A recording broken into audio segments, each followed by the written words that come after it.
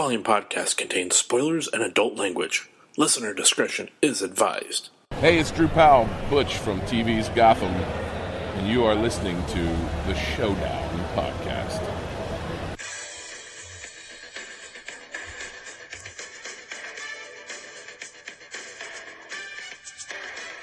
The Showdown Podcast presents the Survivor Series with Corey Miller, Vic Miller, and Brad Scott.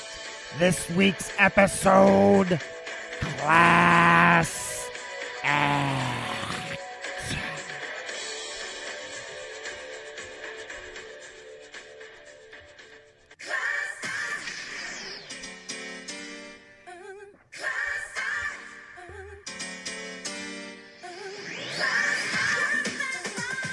Welcome to the Showdown Podcast. This is a 3-time award-winning podcast. I am joined via the phone, not even Skype. The phone, it's Vic. We are on Skype. What are you talking about? It's Vic Play Miller. I got been getting really lazy on these on these nicknames. I was about to say, you really didn't dig deep for that one. And I'm also joined in the Miller Zoo, Corey's kitchen, the evil lair. I'm joined, of course, by Corey, Lady Bick Blade Brown Miller. Why do I gotta be lady? That's the joke. Fuck? And I'm Brad Scott. Again, I'm getting very lazy on the nicknames. Yeah, you went easy on yourself. So this is the Showdown Podcast, a somehow 3-time award-winning podcast. This part of the episode will not be submitted for award shows. Nope, we've already got that in, so we're all good. But we watched Class Act, 90s hip-hop comedy. More on that genre later. We got a PopCon announcement coming up at the end of the show. And, of course, we're going to get to Bankroll or Bust and history and all that good stuff here shortly. But how are you guys? I'm okay. I'm fucking drenched. Sounds like a personal thing. I just drove through a monsoon. Been hanging around a lot of women. Been hanging around a lot of women looking at my picture, huh? Must have been something like that. They were all crying. Oh, well played. So you were driving through a typhoon. Yeah. Was Shit just came out of nowhere. It's ridiculous. Was there an earthquake? Would you call it natural? No, would you call it a nothing natural like disaster? catastrophic, just something like I that. didn't know it rained in Delaware. I was looking for a tugboat. You did get it. Good for you. It took him a little bit there. Be careful of those waters. There's a shark. Watch out for a John Tentna. No, that didn't work. So Nice. raining in Delaware, huh? It's God's way of telling you to get out, Vic. Yeah, it's crazy. He's telling you to get back to Right? Indiana. It's too white for you here. Get back to us dry. I mean, that's what he does. Good God. I mean, that's what he does. It's like Noah. You'll have to grab 2 of every type of white person and bring them here with you to Indiana, and he's going to flood out Delaware. Okay, so before we get to our history and Bankroll or Bust, I actually have a story involving someone from the movie today. Oh, yes. And then I did not call him the wrong name. That's not the story. No, it's So there's actually... I'm going to tell you about 3 experiences that I had with Christopher Kid Reed of Kid from Kid and Play. Kid and Play. okay. So the first experience was like 2003. It was the first year I was doing comedy. I was 21 years old. Corey was turning 65, I believe, that year. Mm-hmm. And Yeah. I was... He had just started trimming his nose hairs. Oh, no, that started a long time ago. That was like 22. I'm waiting for it. You interrupted my story for a nose hair trimming joke? It was an all joke. Shut up, it fit. Okay, so So the first time I meet him is 2003. I just started doing stand up earlier that year, and I was booked to host for him at the home comedy club here in Indianapolis, Crackers Comedy Club. And it was him, another comedian named Billy D. Washington, who was really funny. He used to be on Def Jam and very big comedian in the South, like Texas area. And there's another guy, feature actor, who's probably doesn't even do comedy anymore. But anyways, these they traveled together and everything. And so the three of us and then a friend of mine went out. Rob Harris, one of the best people I've ever known. We went out to a nightclub after the Friday shows. And man, just to see, like, we were treated like superstars. Back entrances to nightclubs, bouncers paid just to basically be around us and block people away from us. And by the way, actually, if I'm not mistaken, I think I was still only 20. I think this was before I turned 21. Yeah, I believe I was 20. If you walk in with a group like that, they're not going to bother. So, well, no, we did, like, they were waiting for us. Yeah. Opened our doors. That's Like, what I'm saying. They're not going to whole red carpet treatment, which was really cool, but I do remember even at the time just being like, this is sad. Like, he has not been famous for a while. Like, our city is really sad. So anyways, it was a huge, got along great. I gave him some pointers on comedy because he had just started doing stand-up around that time. He wasn't very good. Did you at least get on the dance floor and do the kid and play dance with him? No, and I think he refused to do that as well. People, I believe, were asking. Well, here's what you'll That's know. like asking Urkel to like say his line. I've spent some time with some minor celebrities. And one thing I do know is especially minor Name celebrities, if they're known for one thing, usually the last thing they want to talk about. Right. So, like, Banya, Steve, I'm blanking on his last name, Steve Heitner, who played Banya on Seinfeld, hates being called Banya. Oh, okay. Hates when people are like, gold. You know, like, they want to get themselves away from it. Some Me people, personally, I wouldn't give a shit. I would embrace it. But I could see it getting some people, old that's as probably well. all they have, and they still force it away. And it's like, that's all you got. Yeah, but again, I can understand. So anyway, no, there's no kid and play dancing or anything like that. But I did give him some pointers on stand-up. We had a really good conversation. And the whole weekend we got along really well. And he was super nice. One of the nicest people. And that is a recurring theme. One of the nicest people you could ever meet. But we got fucked up. I mean, like, literally, he had a watch with an alarm, and he set it for, like, every 15 minutes. We took a shot of tequila and got another Corona, and you had to finish the Corona before the next round. So we were wasted. Yeah. Great time, though. One of my coolest experiences, like, you know, that lasted for, like, that was the coolest experience I'd had as a comedian for years. So then, flash forward, that was 2003, so this is probably 2010, 2011. He was back in Indianapolis at Crackers Comedy, but he's at the downtown location. So I decided to go out Wednesday. I didn't expect him to remember me or anything like that, you know. But I just wanted to go out and see if, you know, if he had got how much better he had gotten and all that stuff. Right. So I went out and I actually ended up doing a guest spot on the show. And no, still wasn't a very good comedian. But again, the nicest guy in the world. And we hung out after that Wednesday show. We went out to the club that was across the hallway and got really fucked up. And then we went to some other club. And we ended up like hanging out all night. And so he remembered you? No. No, but but he really liked my set. I had a really good set. And so as we're hanging out, he's telling me like, hey, come back out Saturday night and we'll get fucked up and go out afterwards after the shows. So it's like, okay, cool. So I was working at Best Buy and I got off in time to get there, you know, midway through the second show. And I arrive, and if you've this comedy club, it's almost shaped like a hallway, and the front door, all the way down the end of the showroom is where the door is into the kitchen, which is where the green room is, At the downtown else. location. Yes. Yeah. So I get there. he's got maybe 5-10 minutes before he's supposed to go on stage. I get there, I go up the back door, and I go right into the kitchen, and he comes, as I'm like walking into the kitchen, he comes out of the green room, and he is fucked up.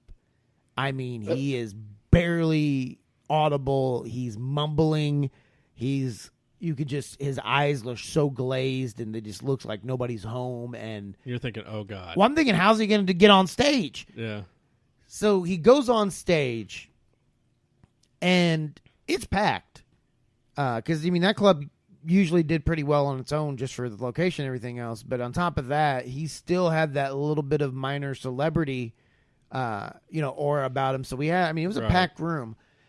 And about the first 5-10 minutes, like, it's like he looks kind of like he's on autopilot. So I'm like, okay, he's a functioning alcoholic. When he gets on stage, he can turn it on. Right. Except for, apparently he ran out of gas. Because about 10 minutes in, the novelty wears off that people are seeing somebody from, the early 90s. Because he doesn't have the high top fade. He's got like the afro and everything. And so he's mumbling. He's slurring his words badly to where you can't understand it. This black woman in the front row, he asks her name, what she does, I think, for a living, and mentioned that she probably has a big ass literally 3 times within about 5 minutes. Like, in that order. What's your name? What do you do? I bet you have a big ass. Like 1, 2, 3, 3 times in a row. And it was pretty bad. And so people start booing him. And they start yelling, "We want our money back." And they start throwing like wadded up, like comment cards and stuff at the stage. Right. And it's a zoo. I've never seen anything like it. And even since, I've never seen anything like that. And the manager's like, "Oh shit, what do we do?" And I'm just hanging out. Like, I'm just sitting there, and it's me and the host, and she's like, "Oh my God, what do we do?" And I'm like, "I don't know. I've never seen this before." So she says, "Okay, how about this?" Jimmy, who is the MC, who's actually been on the show, Jimmy Roberson. Okay, yes. She tells him, "Go up to the stage and reach for him. If he takes your hand, lead him off the stage. We'll have somebody grab him from there, get him to the green room, and you go on stage and introduce Brad Scott. And Brad do like 20 minutes." So he goes up there, and he immediately just kind of, he's like, "Oh, this is my time." And he just walks off the stage. So they get him off the stage. He introduces me. He's like, "Hey, guys, so big round of applause for Kid Reed." And he's like, we actually have a local comedian who just happened to be here tonight. He's going to come up and tell you guys some jokes. So how about a big round of applause for Brad Scott? I'm walking on stage, and there's still 20 people heading, like, out the door to leave, and there's still people booing, and still people, like, it's still a madhouse. Mm-hmm. And the only thing I could think of was I have to distance myself from what just happened, and I have to acknowledge what just happened. So the first thing I said when I got on stage was, "Hey, guys, you don't have to worry. I've never been a 90s rap icon, so I think I'll be okay. And I haven't had anything to drink tonight." And I got an applause, like I got a decent round of applause, and about people stopped leaving, kind of came back and sat down, and people sat and listened for the whole 20 this guy minutes. might be funny. I did all of my, like, I was like, okay, every joke that I know is not a long story and is good. Mm-hmm. And I just crammed it all into that. And I walked off to almost a standing ovation, and it was a very cool experience. So then I go into the green room afterwards, and he is passed out on the couch in the green room. The waitresses are taking pictures of, like, them straddling him and, like, they knocked him out. And out of nowhere, he just wakes up. He's like, "Ah!" And he gets up and he's like, "Hey, B, you saved the day. I owe you. You saved me." And I was like, "Just follow me on Twitter." He's like, "You got it." Did he follow you on Twitter? Never follow me on Twitter. So then, Let me see your phone. like, that's pretty memorable. Yeah, you should have grabbed his phone and just be like, look it up real quick. Boom. Okay, here you go. Followed yourself. Third meeting. Oh, yeah, there were 3. Yeah, this was a couple of years ago, I believe, or last year, maybe. Now, like I said, the first time that I worked with him, Never expected him to remember me. Mhm. I mean, I've worked with a bunch of hosts I don't remember. Right. You know what I mean? It's just how it goes. And it had been years and everything else. This time, though, for sure, right? I mean, I'm the guy that finished his set. Right. And so he comes out. Linnell was in Broad Ripple, and I was hosting for her. Mhm. And he comes out to see her because they're friends. And, of course, he gets on stage, and it's a thing. And it's a thing. But he's sober. That's Completely changed. sober. So he comes up to him, and the owner of Crackers come up to me like in between shows, and she's like, this is so-and-so, the feature act, and this is Brad Scott, the host. And he looks right in my eyes and then puts out his hand and says, Chris Reed, nice to meet you.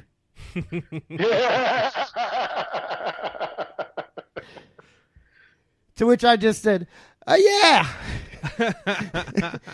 Okay. Nice to meet you, too. Air quotes should be coming through pretty clearly. So that's my Kid Reed story. At no point did you go like, we've met before. Nah, man. Because here's the thing. The host who worked with him the weekend that he had the meltdown and everything told me that when he took him to the airport that Sunday, he's like, dude, this has to happen a lot because he acted like nothing happened. Like, he was just like, hey, great week. Yeah. And I'm thinking like, you don't remember last night? passing out in the green room while you're supposed to be at work? But no, so it must be a regular thing. There's probably 8 other MCs out there who have been on podcasts giving their I finished Chris Reed show joke. Probably so. But do they have the third? But do they have the third story of the follow up meeting with "Nice to meet you"? Because I think that's where it lies. Right. That's the punchline. Yeah. So those are my 3 Kid Reed stories. Well, thank you for sharing, Brad. You're welcome. You could have just let that sit, Corey, and you didn't have to make it fucking awkward. Well, I felt like it was like a talk show.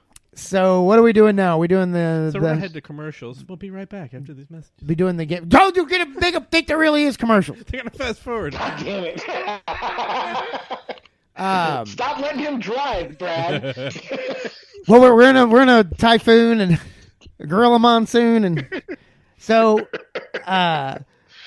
is it time to do the game? Well, let's do it. Or history, which is usually before the game. Oh, I thought we did history right before we got into it. Let's do history. Okay. And now, the Showdown Podcast History. Corey? I think I saw this for the first time probably shortly after it went to HBO. Vic? I actually just graduated from high school, and I remember going with just a group of my friends to see this movie because we all loved gameplay at the time. And yeah, I saw this shortly after it came out on VHS. Because I, again, was a big fan of that genre of movie, especially in that time period, growing up in a white suburban town in Indiana. I was obviously hugely influenced by rap music. This has been the Showdown Podcast History.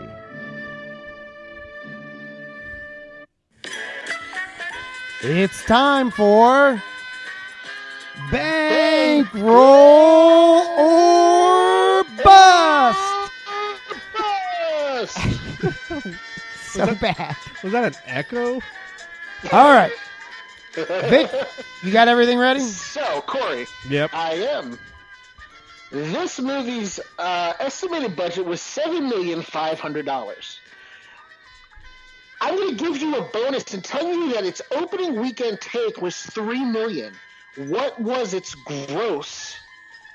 The opening weekend is $3 bankroll? million. Yes. Wow. I'm giving you a gimme. I'm gonna say 10. Hang on. I'm going to take a stab in the dark because I haven't looked at it yet.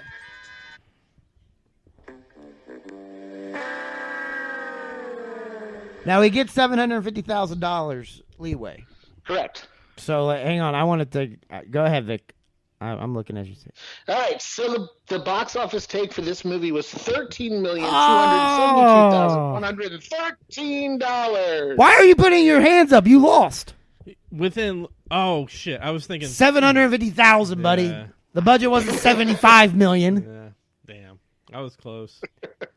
I was still close. No, you know what though? You were further away because you celebrated the loss. Yeah. Come on, that was the closest I've ever been. You got to give me something. Yeah, sure. You know what? You get a heart, a sticker. All right. Give him a little.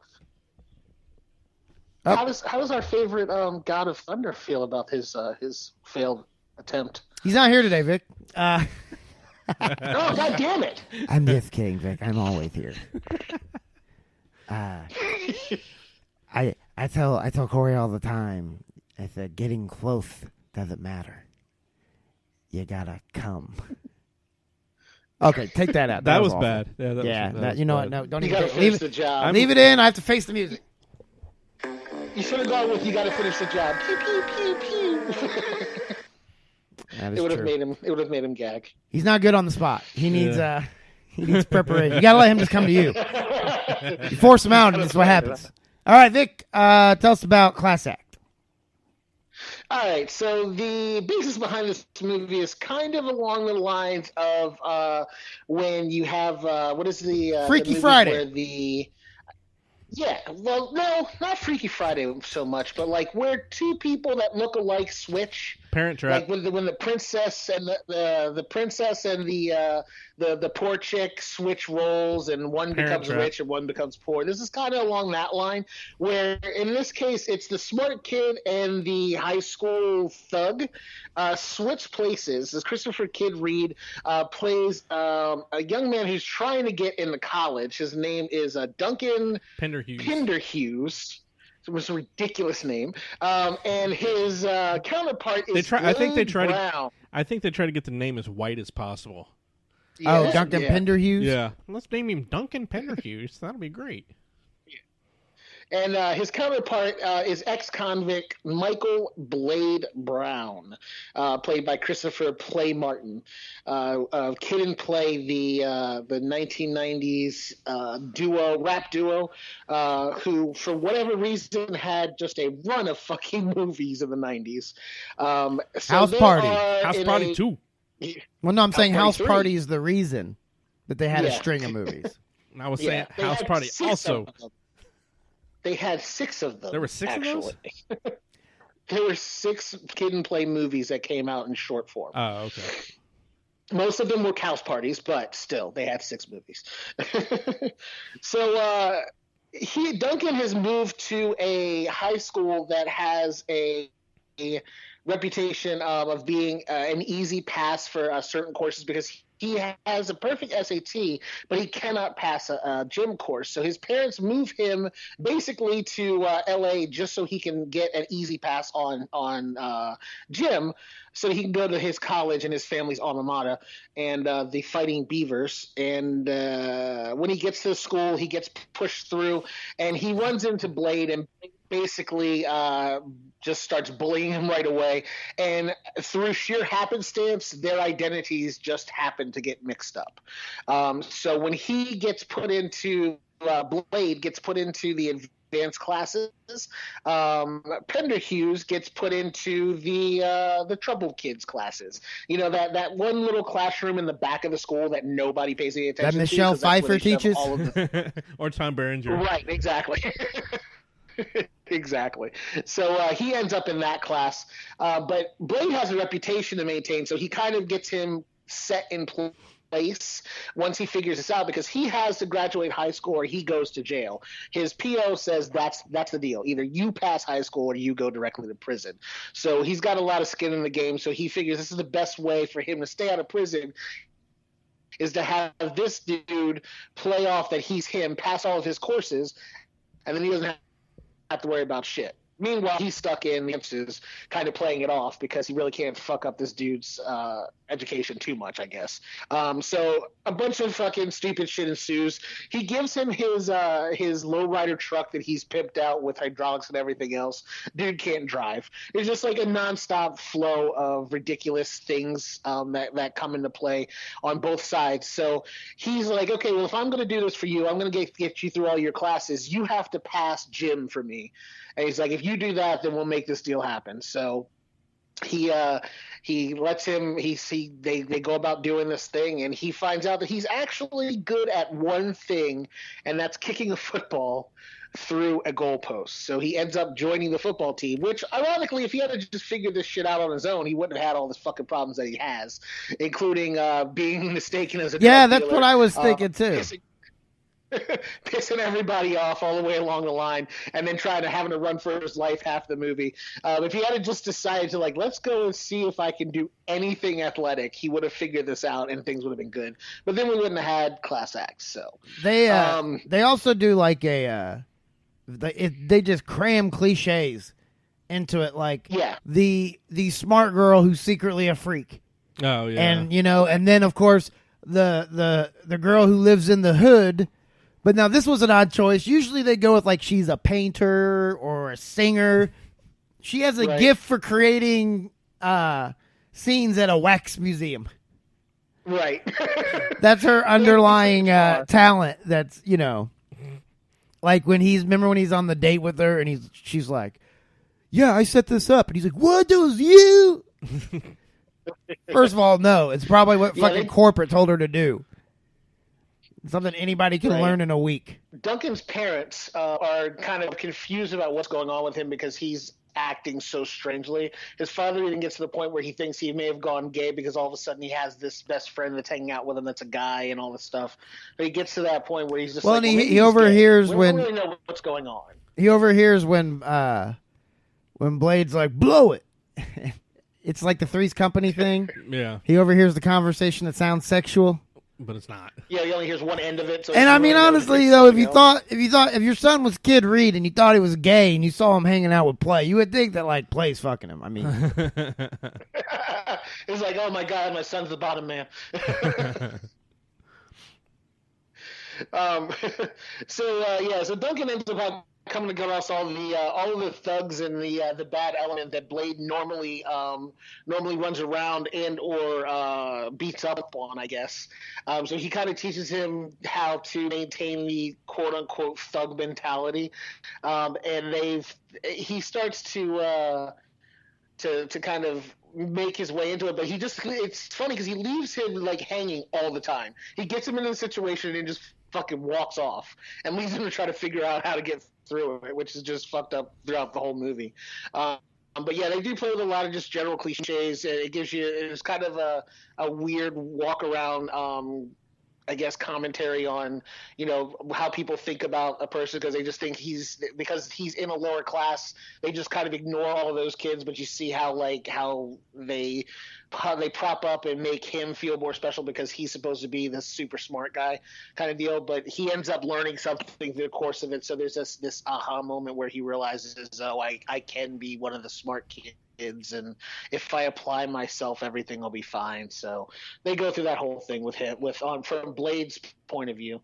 But meanwhile, Duncan is just getting in trouble left and right and getting stuck in situations that he really doesn't know how to get himself out of. So he ends up tangling with drug dealers. Mink, I think his name was. Is that right? Yeah, Tommy. It's Tommy from Martin. Mm-hmm. It's Tommy from Martin. Mm-hmm. Rest in peace. Oh, I could not remember who the fuck he was for the life of me. He just passed away recently, didn't he? Yep. Mm-hmm. Yeah, thanks for bringing that up, Vic. I couldn't remember who he was. I kept looking at him like, I know this dude, but I cannot for the life of me figure out who the fuck he is. But yeah, that makes sense now. So thank you for that. So yeah, he ends up getting crossing paths with him. His I guess cronies, as it were, start chasing him down and give him a hard time.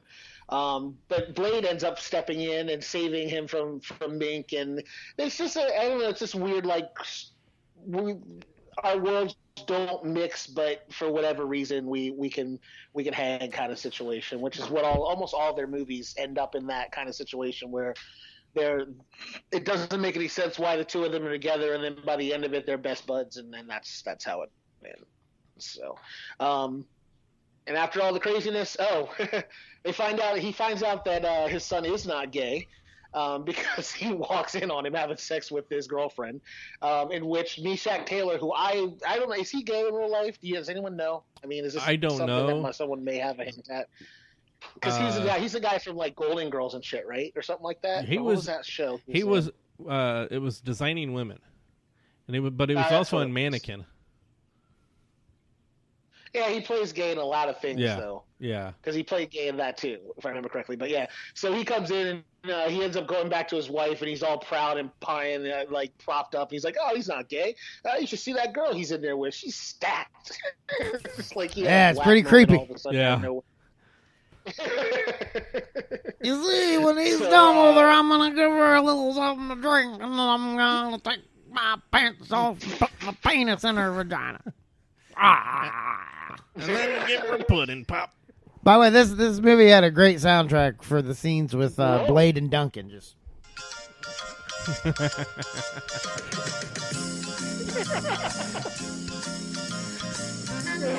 he's Duncan's like Windexing a mirror, like a mirror table, and then Blade just puts some Coke on it. Does a line off of it. Spills a bong over on it.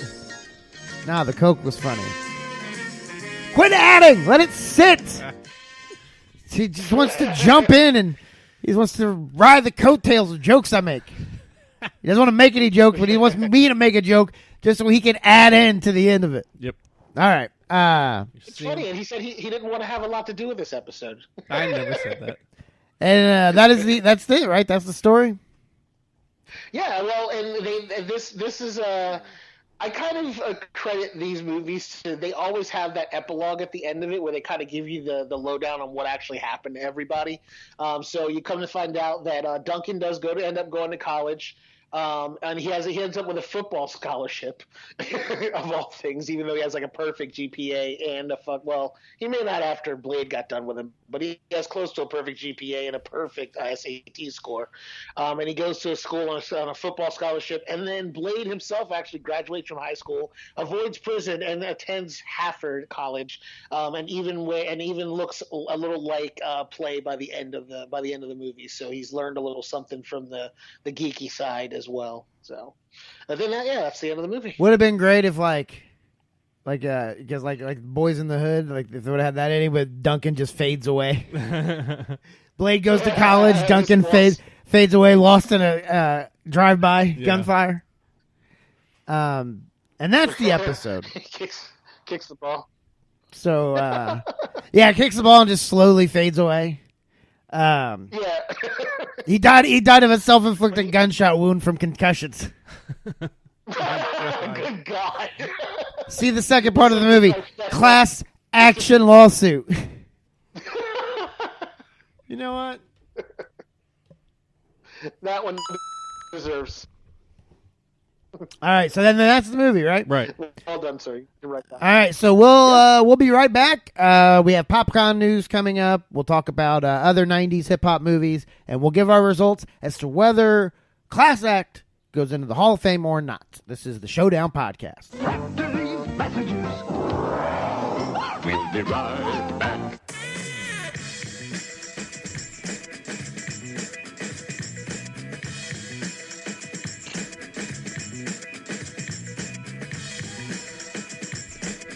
Microphone is a.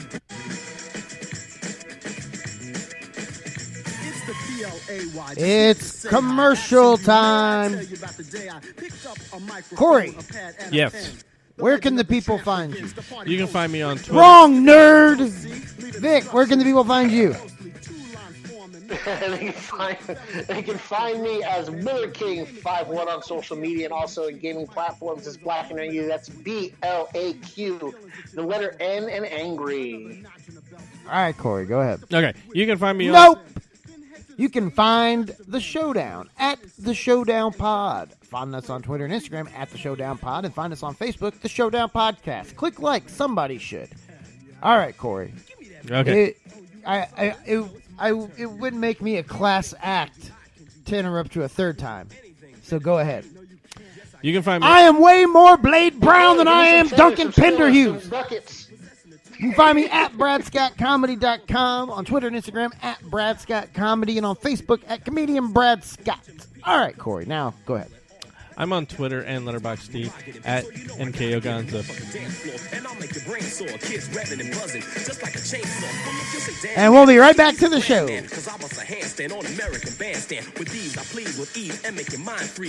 out the 80s, right into the 90s, giving you the highs and lows like a drama. And if the mic got juice, you know I'ma keep wailing. You know I have it.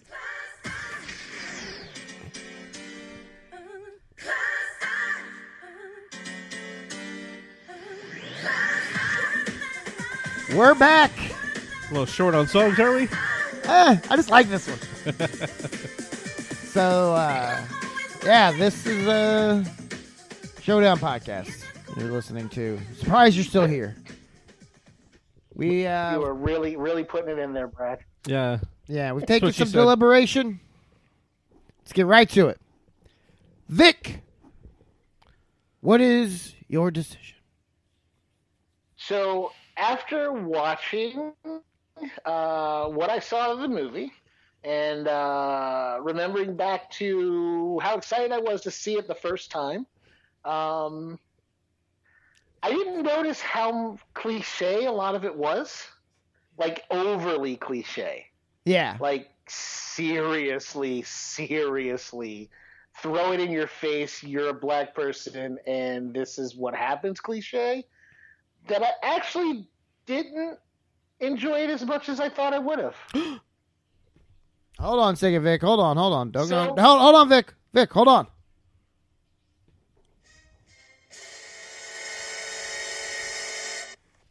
Okay, go ahead. What the fuck? Oh, you didn't get So, that? It doesn't hold up. Oh. No, it doesn't hold up. So for me, it does. I'm just gonna get it right out there. I still laughed. It's very cliche, very corny at times, but I liked it. And I mean, I liked most of the house parties. Third one was, but I enjoyed it. It reminded it had a nostalgia factor once I started watching it, and yeah, held up for me. Corey, That means Did you you can. find any of it? It comes down to you. Yes, Corey, go. No, go ahead. What were you gonna say? You didn't find any of it to be kind of repetitive as to all of the same jokes they use in the other movies? no, not really. What specific joke are you referring to? Well, just in general, like the way they play off of each other, like in every instance in this is the same way they do it in like house parties. So Probably like it's half a dozen obviously movies? Kid is like the soft kind of wimpy guy, and Play is always like the hardcore guy. They do it in every single movie. What It's scene always did you the notice same that the kind most? of shtick. What scene did you notice that was most prevalent in Class Act? The scene where they were rapping, where he puts him up on stage to rap, and he starts rapping, and Pauly Shore's up there and he's dancing and everything, and he goes up and he's like, "Oh, I'm not gonna have this stuff. He's not gonna show me up." He jumps up on the stage and tries to show him up. They do it in Kid and Play. They do it in House Party. They do it in at Class Act. They do the same thing in House Party 2. They do the same thing in House Party 3. That's like one of the main ones that they always do. Is Play can never be I guess outshined by Kid. And so every single movie, he has that same reaction in every movie. And thank you very much for trying to trip my ass up, but I knew what I was talking about. All right, Corey, tell us what you think. Wow. What? Okay. No response. So yeah, I think when I was younger, when it first came out, I liked it. I don't remember. I'm too foggy on whether or not I did or did not. But it wasn't really one that I really cared about that much. But yeah, as you said, the jokes are cliche. It's just not as funny, and yeah, this does not make it for me. right, unfortunately, Class Act does not go in to the Showdown Hall of Fame. Damn shame. But We might have to see if House Party makes it, though. that's true. And they got 3 shots. You got 3 chances to get it in there, huh? Yes. So, Corey, Yes. you have big news. Why don't you share that big news? Do we want to do that first, or do we want to do the list? I think we should do the big news first. You want to do the big news first? Yeah. Okay. So the big news is, we've mentioned in the past, we've talked about PopCon and how we were there last year, and we did an hour from the podcast stage there, and guess what? We are gonna be back this year. It's actually it'll be 2 weeks from now, on July 7th, 8th, and 9th, downtown Indianapolis at the Convention Center. Check out indiepopcon.com, it's indiepopcon.com. And all the info is there on the guests and whatever everything else that's going on. So it's going to be fun. We're looking forward to it. But next week's episode of Spaceballs, we will have more information as far as the time and the date, and we'll be able to give you all that. So with that, we teased a little bit at the beginning that we had a list of 90s, what was it, hip-hop movies? Is that what they titled it? Yes. So basically, hip-hop movies from the 90s. So it's a top 25. Let's look at the top 10. Yes. Hold on. Okay. Give me a second here. I'm holding on. Now it's got to load up again. So there was one movie that I saw when Brad brought up his thing about them wanting to be kind of in the hip hop thing. There's actually a movie that came out that basically plays off of that completely. So let me see if I can find it real quick. By the way, Class Act was ranked number 11 on this list. Wow, it almost made it to the top almost. 10. So now when it says hip hop movies, is it starring 90s hip hop artists, or kind of has that influence from the music? What are we looking for on this list? So basically, it's a combination of all of those things.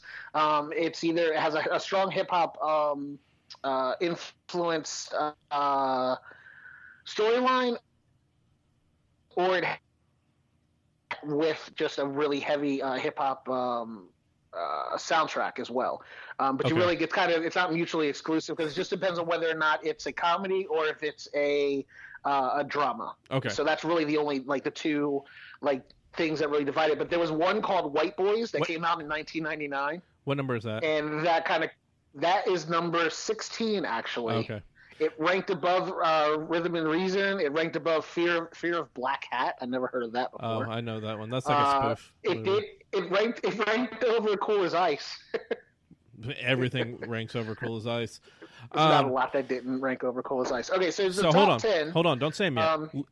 Me and Brad will try and guess. We'll take turns. What? Yeah, we'll take turns trying to guess if we can figure out what the top 10 are, and in no particular order. You each get one guess, and then we'll move on. Otherwise, this could go really long. Right. Okay. So wait, we're just guessing it. We don't have to guess number 10, right? No, Okay. just guess one. Pick one that you think is in the top 10. Above the Rim. Correct. What number is that? Above the Rim is number 7. Okay. Boys in the Hood. Hey, it's my turn. Okay. I'll let you keep Boys in the Hood. I'm going to say Juice. Number 3. Boys in the Hood. Number 2. Menace to Society. Menace to Society. Number 4. Poetic Justice. No, sir. House Party. Yes, sir. House Party came in at number 6. Trying to think of Tupac Dead? movies. Hey, it's my turn, asshole. Yeah, okay. Why? This is like one of my favorite genres of movies. Why am I blank? Like I'm just freezing, and I can't think. I figured you were going to come up with more quicker. Oh, I got a couple. Shit! You gonna pass? Soul Plane. Oh, it's 90s. Damn it. The Soul Plane is the reason for the success. Reason for all the money. All right. So, Hold on. No, guess? hold on. I got it. Who's the man? Who's the man? It's on the list, but it's not there. Belly. That's 2000s. No. Oh, is it? Yeah. Okay. Higher learning. Number 10. What? Higher Learning was number 10. That's insane. Have you seen it? Yeah. It's like a serious drama movie. It's not like a hip hop. Well, just because Ice Cube's in it. Now, Busta Rhymes. This The soundtrack this list is from VH1, so Well, there you go. Gridlocked. we're looking for number 9. That's Gridlocked? Number 6. No. Well, then why did Say that again? Gridlocked? No. Oh my god. I had one. Oh. Don't be a menace to South Central while drinking your juice in the hood.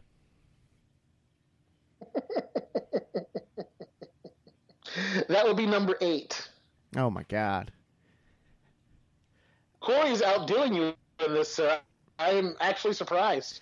Well, he did take some of the softballs up front. Hey.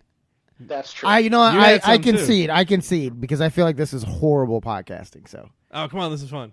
Okay, I can't think of any more. Okay, who are the Tell others? us. Number 9 is New Jack City. Ah. Just go through the list. Go through Number 10. 6. What was 10? All right, so I'll go through from 10. All right. So, honorable mention, Class Act, 1992 is number 11. Number 10, Higher Learning, 1995. New Jack City, 1991, which was actually one of our movies for the showdown. Yes. Don't Be a Menace to South Central while drinking your juice in the hood is 1996. Above the Rim, 1994. Oh, I bet Dead Presidents is going to be House on there. Party, 1990. Set It Off, 1996. Forgot that one. Menace to Society, 93. Juice was number 3. Number 2 was Boys in the Hoods. And how the hell did neither one of you say Friday for number 1? I was going to. I seriously was. That was one of my I'm next picks. high. I figured you would have been the first thing you fucking said, considering it was your movie that lost to Soul Plane. Yeah, but I got a lot. The ones I picked at the beginning, I knew too. So I'm high, and I'm trying to figure out if I could eat them gummy bears. he keeps staring at candy up on my shelf. So I think that's going to do it for this episode. He's going to blow past my question What was your about the question? gummy bears. Oh, yeah, we'll talk about it after the show. Oh, so hold on. So that's the show, right? Yes, that's the show.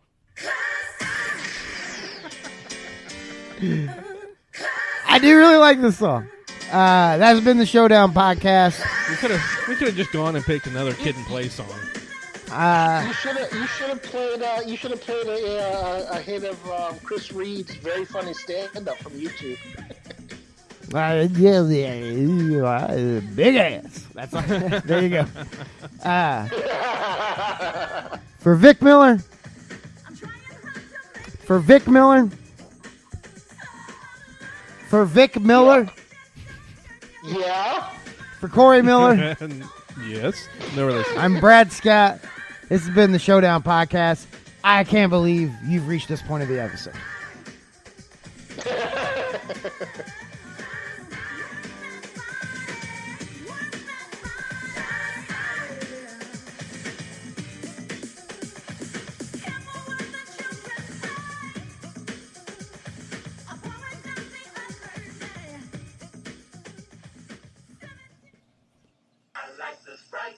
Hey, yo, kid, where's the party?